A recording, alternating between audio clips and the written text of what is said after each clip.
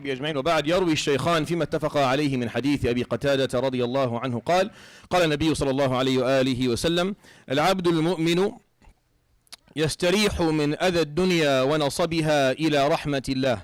The good mu'min servant, when they pass away, they are relieved from the difficulties of this life and the hardships of this existence to the mercy and compassion of Allah. والعبد الفاجر تستريح منه العباد والبلاد والشجر والدواب.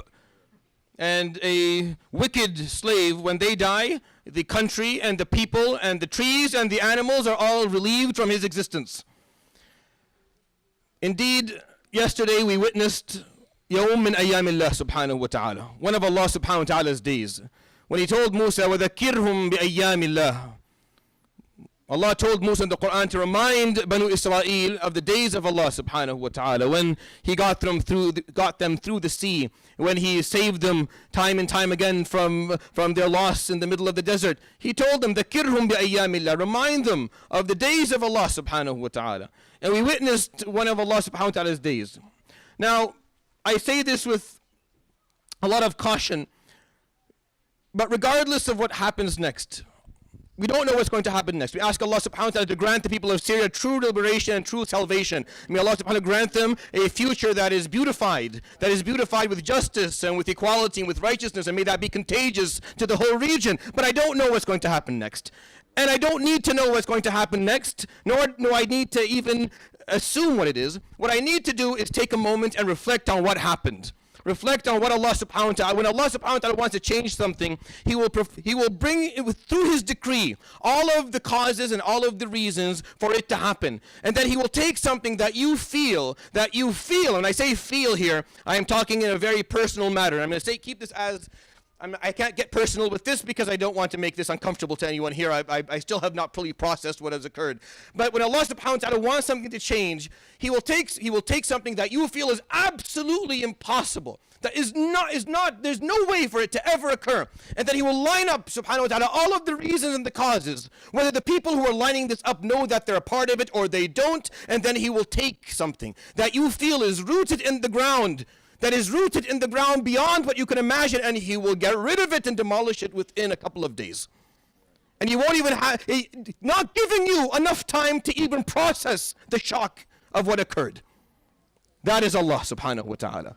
And if you are not capable today, and I say this because this is an important moment for you, not because I am Syrian or because it's Syria. It's because not very often in life does Allah subhanahu wa ta'ala give you the opportunity to witness one of His days, to show you one of His days, subhanahu wa ta'ala, in case at some point in your heart you lost a little bit of hope, or that you didn't feel that it was possible, or you were starting to feel that I am guilty of this.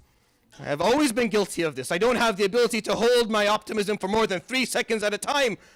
But Allah subhanahu wa ta'ala, He taught us a lesson. He taught us a harsh lesson, a beautiful lesson. Regardless of what happens next, He removes something that everyone in this room felt was absolutely impossible to ever go away, without us even being able to understand how it actually happened. Why? Because إِنَّمَا أَمْرُهُ إِذَا أَرَادَ شَيْئًا أَن يَقُولَ لَهُ كُن فَيَكُونُ فَقُطِعَ دَابِرُ الْقَوْمِ الَّذِينَ ظَلَمُوا وَالْحَمْدُ لِلَّهِ رَبِّ الْعَالَمِينَ. Allah tells us, قُلْ بِفَضْلِ اللَّهِ وَبِرَحْمَتِهِ فَبِذَلِكَ فَلْيَفْرَحُوا. It's through the grace of Allah, the compassion of Allah, the bounty of Allah, may you find joy in that. فَبِذَلِكَ فَلْيَفْرَحُوا هُوَ خَيْرٌ مِمَّا يَجْمَعُونَ. It's better than anything you'll have in your life. When Al-Hajjaj died, the Imam al-Nakha'i cried in joy. Al-Hasan al-Basri made sujood al-shukr. And there's a long dua, if you go look it up today, that he made, radiallahu anhu, when that happened.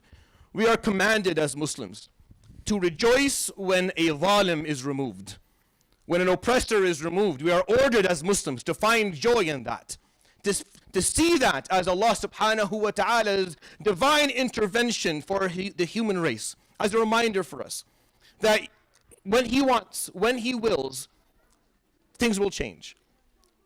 And if we don't, I need my younger kids, you have to learn this. You are sitting amongst a bunch of people who don't understand this, and they never will. Let me explain to you, ya Habibi. If you put your hand up if you're still in high school or grade school. Put your hand up for me. Put your hand up for me, Malish. Put your hand up. Listen to me. Everyone around you don't get what I'm saying. I don't get what I'm saying. I don't get what I'm saying. You need to understand, you have witnessed as a kid, you have witnessed one of Allah subhanahu wa ta'ala's days, one of his divine interventions, a change that people who lived through it thought it was absolutely impossible.